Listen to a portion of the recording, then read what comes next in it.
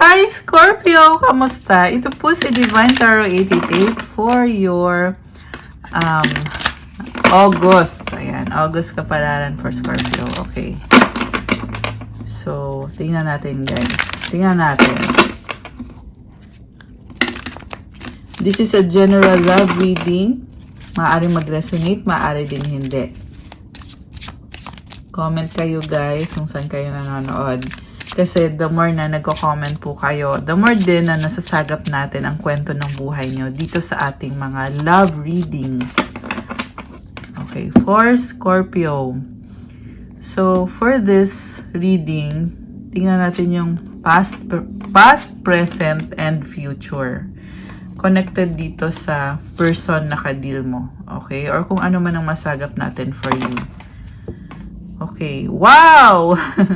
Sa bottom of the deck, we have Queen of Cups. So, energy to mismo ni Scorpio. You are someone na connected ka sa emosyon mo at masayahin. Sabihin natin minsan medyo dramatic. And, tingnan mo, may liwanag ka dito. You are enlightened. So, Scorpio, nakikita ko ngayon na naliliwanagan ka about the situation na nangyayari sa buhay mo. At right now, hawak mo yung cups mo eh. Ibig sabihin nito, ini-enjoy mo yung life mo. Mukhang yun na nga yung nangyari dito. Pinili mo kasi yung sarili mo. Pinili mong maging masaya. So, naliliwanagan ka about this situation. At yung nakakatuwa pa dito kasi talagang nafe-feel mo lahat. Napakalakas ng intuition mo at nararamdaman mo lahat ng emosyon. Connected dito sa person na ito, naka-deal mo. Okay? Because this is a love reading. Okay? So, itong mga unang set ng cards, ito yung nasa recent past. Okay? Page of Cups. So, nga pala, gusto ko lang i-share na itong tarot deck na to ay niregalo po sa atin ng isang Earth Angel Divine Beauty or subscriber sa channel na to at sobrang thankful ako. This is Ukiyo Tarot galing ng Japan, all the way from Japan. Thank you so much po sa nag-gift po sa atin nito. Kung interested kayong magkwento ako about mga tarot cards, comment nyo po para alam ko. Pwede natin gawan ng separate na video yon. Okay, so back to your reading. Page of Cups. Oh. Okay, parang nag-experiment ka dito. Connected dito sa taong to. So, galing sa past mo to. Medyo immature ka pa dito or medyo bata ka pa. Eight of Pentacles. Nakafocus ka sa work mo. And this is the Hierophant. Oh, blessing. May blessing ka. So, I feel like nung nakilala mo tong person na to, hindi mo talaga focus yung isang, gusto mo ng isang relationship, masaya ka. Pero, yung focus mo talaga kasi dito is nasa trabaho, nasa sarili mo, talagang, naghihintay ka lang din kung sino yung dadating, kung ano yung dadating. So, open ka for any possibilities. And then, with the Hierophant, you are someone na spiritual. So, alam mo yung direction na tinatahak mo, confident ka sa sarili mo, at ang nakita kong Scorpio dito ay talagang mapera. Ayan, andito yung mga pentacles mo. So, si Scorpio ay laging mas swerte naman talaga sa pera. Okay? Nga pala, Scorpio din ako. Baka kasi magtaka kayo kung bakit parang alam na alam ko. Kasi Scorpio din po kasi ako. Anyway, so ito yung nasa recent past mo. At tingnan natin yung nasa current. Nine of Cups, Eight of Cups, King of Cups. Okay, andun ka na sa ini-enjoy mo yung life mo pero pinili mong umalis, tumalikod, at pinili mong manahimik. With this King of Cups, balance yung emosyon mo dito. Sa current, parang umiwas ka sa spotlight. May sitwasyon or tao or relationship na once in your life, naging masaya ka. Pero ngayon, kailangan na magdesisyon, kailangan piliin ang sarili. Alam mo, Scorpio, you are very strong. May mga number 8 ka dito. So, nakikita ko talagang palaban ka when it comes to yourself. You will not compromise. Priority mo talaga yung happiness mo. Currently, sobrang saya mo. Okay, pero mas gusto mo mag-isa. And meron namang person dito na talagang nagmamahal sa'yo. Pwede siyang water sign, Cancer, Pisces, Scorpio. Although this can be any sign. This is someone na talagang emotional siya dito at malalim yung pagmamahal na nararamdaman niya para sa'yo. Nakikita ka niya someone special, someone na napaka-precious. And nakikita ka din niya as ka-equal niya or magka-wavelength kayong dalawa. Kasi King of Cups to eh. Ikaw naman itong si Queen of Cups. Ibig sabihin ng co-wavelength, ibig sabihin nagkakasundo kayo or pareho kayo ng mga iniisip or yung perception ninyo very similar. Pwedeng soulmate mo siya. Okay? And then, in the near future, tingnan natin. We have the Magician. Okay? You have all the tools. Ready ka na. Okay? Next card is, oh wow, 3 of Swords. Okay, anong nangyayari? And the last card is King of Pentacles. Okay, someone was trying to control you. Okay, pero nag-backfire sa kanya. Someone na manipulative or trying to be manipulative. 3 of Swords. May nakita niya ako someone dito na naiinggit. Gusto niyang masaktan ka. And tingnan natin ha. Kasi yung energy nitong person to ay hindi maganda. Pwede naman tong the same person.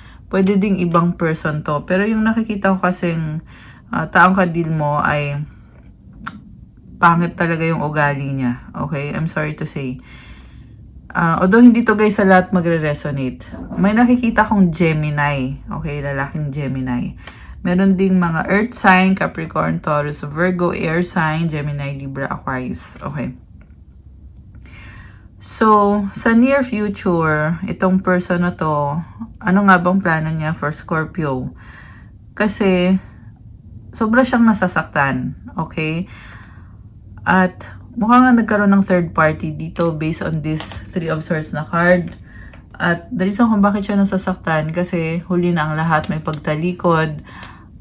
At pwede kasing may bago na din ditong person sa buhay ni Scorpio. Kaya ngayon itong person na to ay luhaan or naiwanan siya sa ere.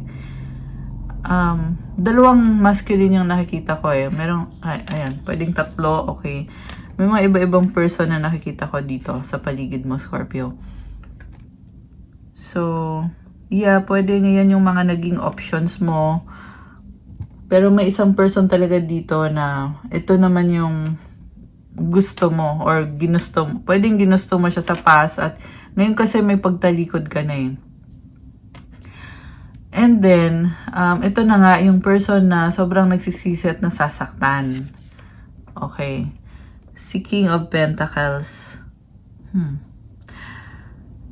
Alam mo, this is someone na may mga achievement na siya, very stable siya, pero may something din na hindi maganda na nakikita ko sa kanya. Okay. Tingnan natin guys. Ano nga ba to? So, gusto ko muna i-clarify yung nararamdaman ngayon ni Scorpio. Okay, tingnan natin ha. 9 of Wands. Pagod. Okay. Drained. The High Priestess, okay, pinipili mong manahimik at mag-isa. Ace of Wands, okay. May bagong simula para sa'yo. Nagbo-blossom and nagbo-bloom ka ngayon. So, I feel like the universe wants to tell you na magpatuloy ka sa landas mo, Scorpio, kasi ito na yung bagong simula at nagbo-blossom na nga eh. So, you are getting there sa success na pinapangarap mo. Ito namang pagod, pwedeng physical na pagod na nararamdaman mo, pero it's temporary, okay? Hindi rin yan magtatagal, yung pagod na nararamdaman mo. And nakikita ko din sa'yo, nag-try ka sa isang relationship na nasaktan ka, pero alam mo lahat eh. With this High Priestess card, sabi ko nga lakas ng intuition mo.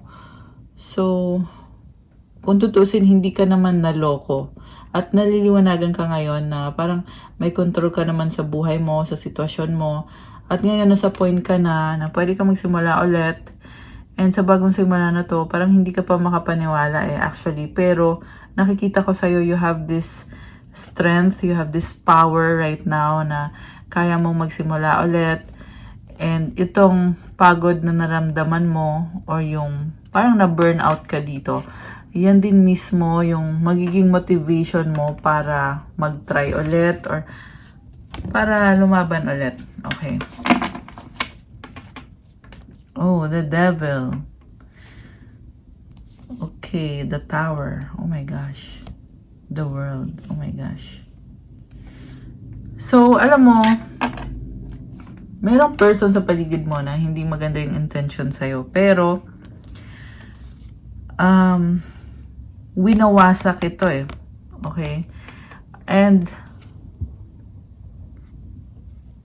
nung tinalikuran mo itong person na to, it's also you claiming your power back.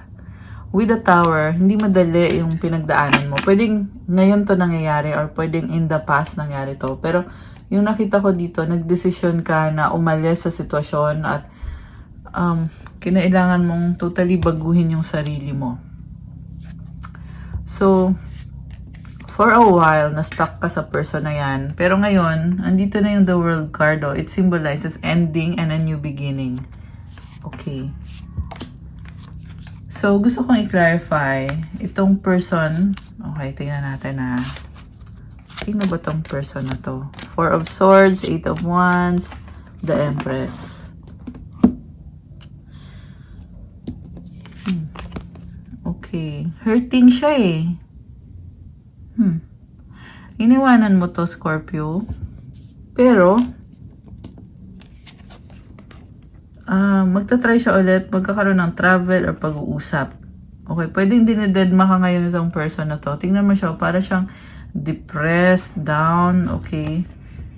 And then, we have this Empress card which is telling me na talaga namang may pagmamahal sa'yo itong taong to at nakikita ka niya as someone na worth it or someone na may value ka para sa kanya. Baka ito ay Libra or Taurus. Fire sign, Aries, Leo, Sagittarius, air sign, Gemini, Libra, Aquarius. Okay? Ano nangyayari naman? Ang nakita ko dito, nagtatry siyang mag-recover. Eventually, gusto niyang ibalik to kung anong meron kayo. Ten of Cups, Queen of Pentacles. Wow. So, Scorpio, nakikita ko, ang lakas ng confidence mo, very independent ka at wala nang makakapigil sa'yo. Masasabi mo ngayon na masaya ka, okay? This could be swerte. Swerte sa mga situation mo, pwedeng connected sa family, sa mga pangarap mo, pwedeng connected sa finances mo. Kasi very practical ng energy mo, Queen of Pentacles. Hawak mo yung pentacle mo. Okay? So, single ka dito, okay, it doesn't matter kung may relationship ka o hindi. Pero yung energy mo kasi very independent, kayang-kaya mong sarili mo at kontento at masaya ka. Okay.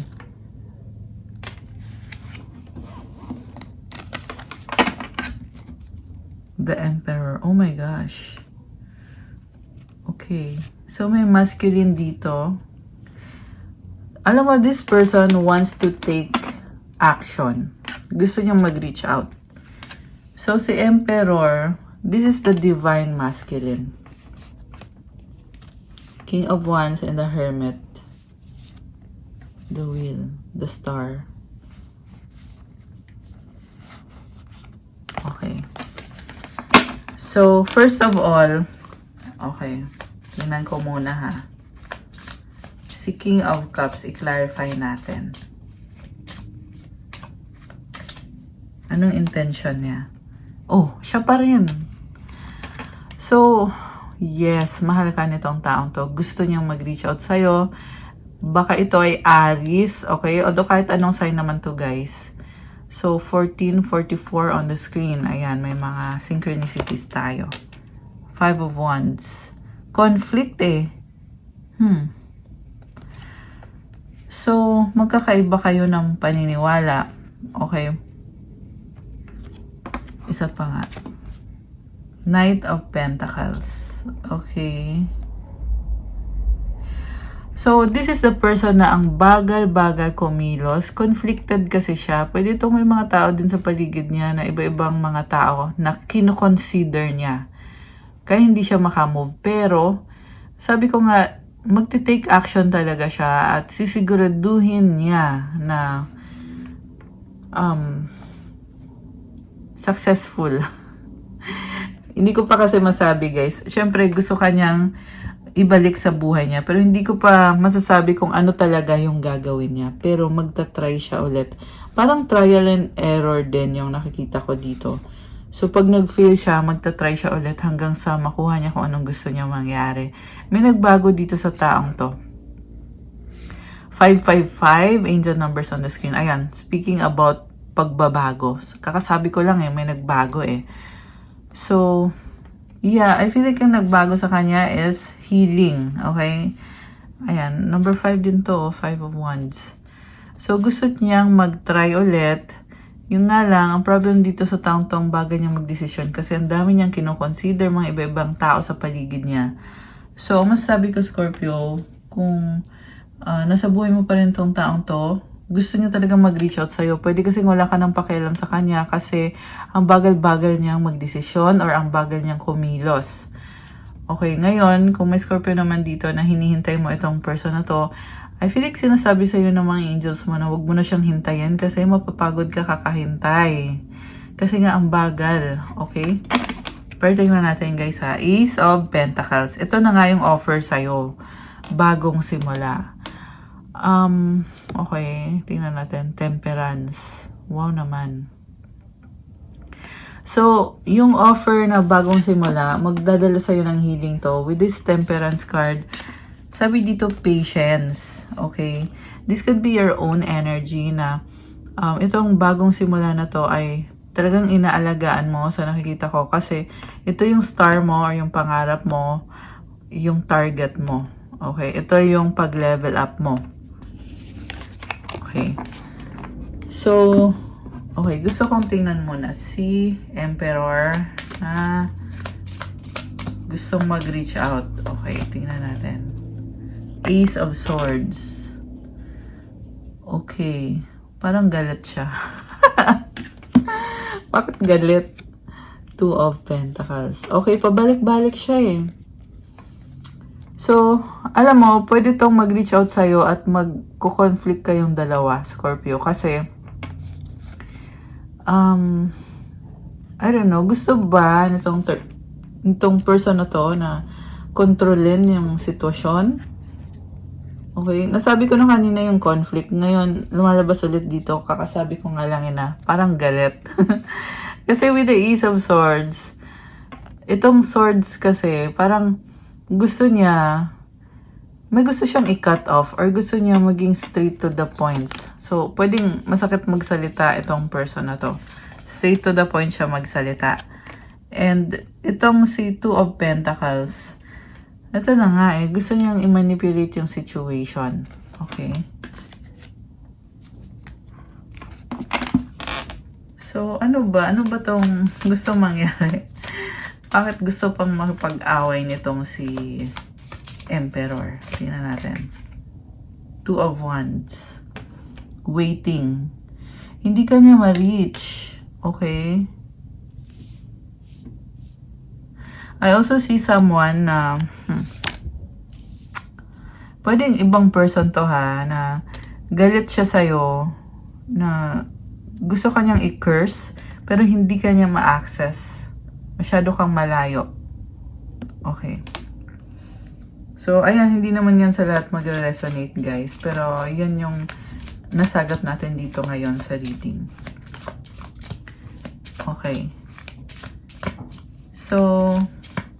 So itong Emperor na galit. Anong nararamdaman niya? Okay. Ito, tingnan natin, guys. Judgment. So,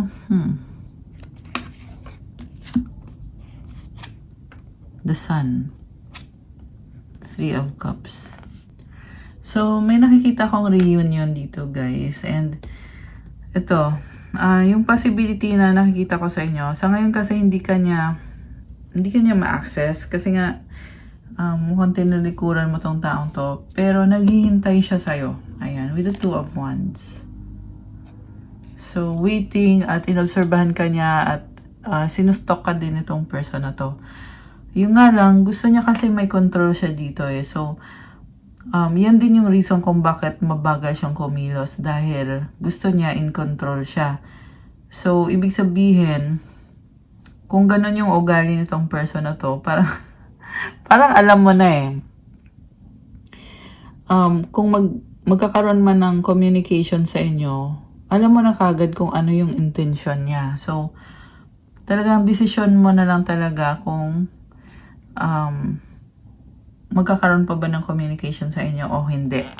Okay. Kasi, yeah, alam mo na yung intention niya eh. And, Scorpio, ang nakikita ko kasi sa'yo, masaya ka ngayon sa life mo. In-enjoy mo yung life mo ngayon. Okay. I-clarify pa natin yan, guys. Ano pa ba? Ano pang energy ni Scorpio sa current moment? Three of Pentacles. May pag-aaral. Okay. Isa pa. The Strength card and the Hermit. Okay. So, Scorpio, you are a strong person and mas gusto mo talaga mag-isa ngayon. Nakafocus ka sa mga pangarap mo. May lampara ka dito. So, andyan yung focus mo sa lamp na yan. Sa liwanag. Okay. Kasi inisip mo dito, kailangan mo munang ayusin yung sarili mo, prioritize yung sarili mo. So, ayan, Three of Pentacles. Okay, merong other person na kausap mo dito. Ayan, merong pinag-aaralan. So, it could also be a partnership na, kumbaga, kino-consider mo din naman yung mga bagay-bagay. Pero, syempre, mas uunahin mo yung sarili mo. So, pwede din to, nanghihingi ka din ng opinion ng ibang tao tungkol sa relationship ninyo nitong person na to. Para makapag-decide ka kung ano ba talagang gagawin mo. Okay, one more card. Nine of Swords. Meron kang anxiety or meron kang ina-overthink dito na sabi dito okay ka naman pero yung pag-iisip mo ay talagang nag-overthink ka. At mindset mo lang to, okay?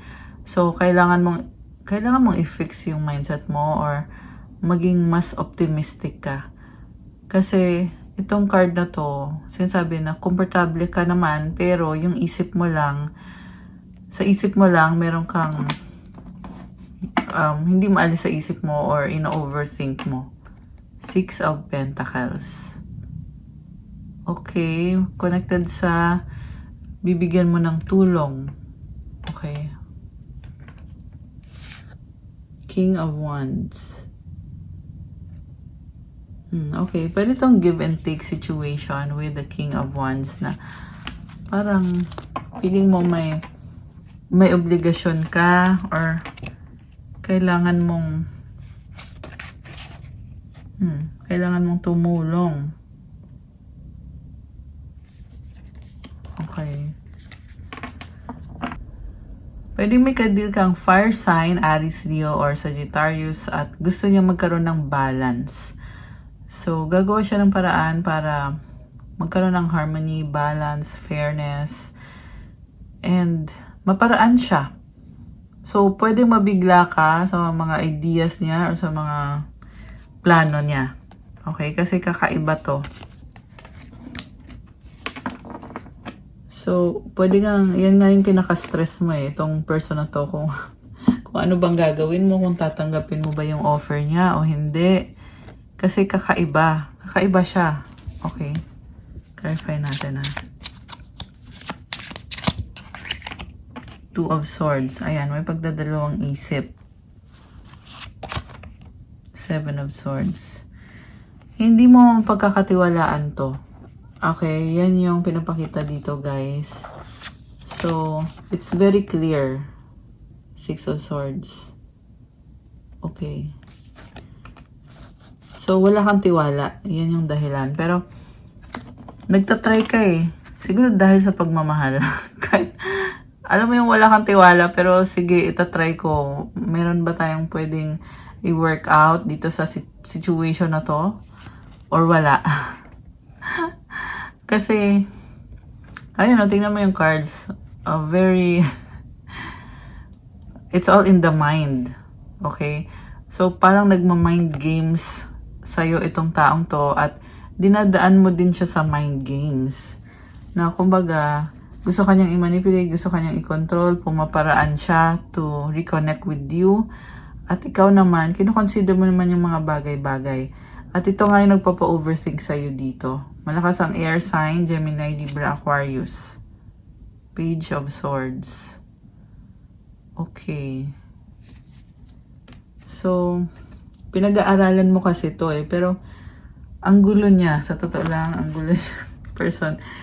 The reason kung bakit siya magulo, kasi hindi din niya masabi directly sa'yo, Scorpio, yung totoo niyang nararamdaman, totoo niyang mga plano, okay? So far sa reading natin, ang dami nating nasagap para kay Scorpio. Meron kanina si Water Sign, meron si Emperor, okay? Ngayon naman si King of Wands. Kanina meron din si King of Pentacles. So, yeah. Take it how it resonates, guys. Kung sino dito yung kadil niyo. Iba naman sa inyo ay marami nga kayong kadil at iniisip ngayon. Nasa Leo season tayo ngayon eh. So, ayan, pwedeng magparamdam ulit yung mga tao na akala mo ay nawala na sa eksena. Anong outcome for Scorpio? Ace of Cups, Six of Wands. So, laban lang Scorpio. Gawin mo kung anong gusto mo. May new beginning para sa'yo. There is victory and success. Merong horse dito. Oh. So, it symbolizes determination.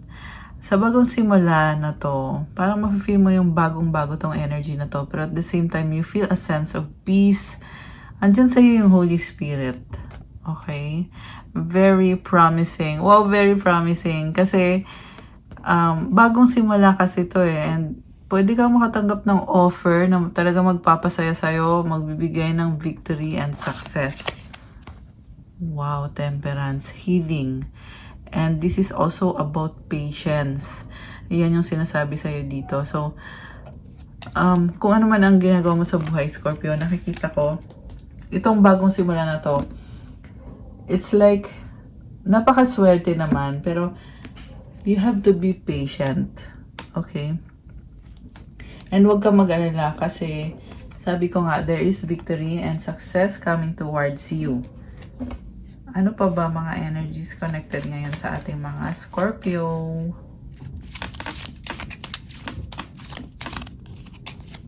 Forgive, peace. Okay. Process. So, yung process, hindi yan mabilis na process. It will take some time. Dive deep. So, tomorrow merong solar eclipse. Okay? Well, actually, depende kung kailan nyo mapanood to, guys. Kasi, narecord ko to ng Tuesday. Tuesday ng gabi. Okay? So, baka mapanood nyo to ng Wednesday. Anyway, so we have freedom arrives. Oh, wow. Blessings restored. Okay. Be patient sa sarili mo, Scorpio. Yung mga challenges na pinagdadaanan mo, kaya yan nangyayari para maliwanagan ka, magkaroon ng freedom, at ma-restore yung mga blessings mo. May mga taong kailangang patawarin para magkaroon ng peace. Okay, tingnan natin. Ano pa? Be realistic. Flow like water. Okay. So, napaka-Scorpio ng ugaling to. Kasi si Scorpio ay, you are strong and realistic, di ba? So, you flow like water. Water symbolizes emotion. So, go with the flow ka talaga. Take a rest. Okay, kailangan mong magpahinga. And release sadness. Okay? So, yung lungkot na yan, i-release mo unti-unti. Love is here and transform. Wow, okay. So, alam mo, yung transformation na nangyayari sa'yo, this is a very, very positive kind of transformation. Kaya be patient sa sarili mo, mag-pray ka, kasi tinutulungan ka. Tinutulungan ka ni God. Okay, kuha pa tayo. Message galing sa person. Naka-deal ni Scorpio. Okay, message. I feel betrayed. Message from your person. Oh, I hate you. Okay, may galit. I long to be with you. I love you. Wow naman. Okay. You make me happy. Let's forget the past. Ano pa? Oh my gosh, I'm not happy anymore. Parang ano to Parang up and down na klase ng emosyon. We need a fresh start. I need you. Being near you is intoxicating. Pwede tong confuse itong person na to. Pwedeng galit siya sa sarili niya. Okay. Ano pa? Ano pang paparating sa love life ni Scorpio? Tingnan natin.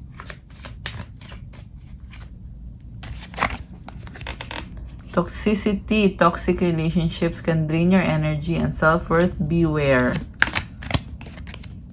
Dreams. Look to your dreams. They hold all the answers you seek. Right path. Love is a beautiful journey and you're on the right path. Okay, meron kang tinalikuran na toxic situation kasi pinili mo ang sarili mo, pinili mo i-pursue ang mga pangarap mo. Sabi dito, nasa tamang landas ka. May mga Scorpio na may pinagdadaanan kayong closure. Not all connections are meant to be accept closure. So, isipin nyo yung wish nyo, guys. Okay, mag-wish kayo ngayon. Okay, make a wish for Scorpio.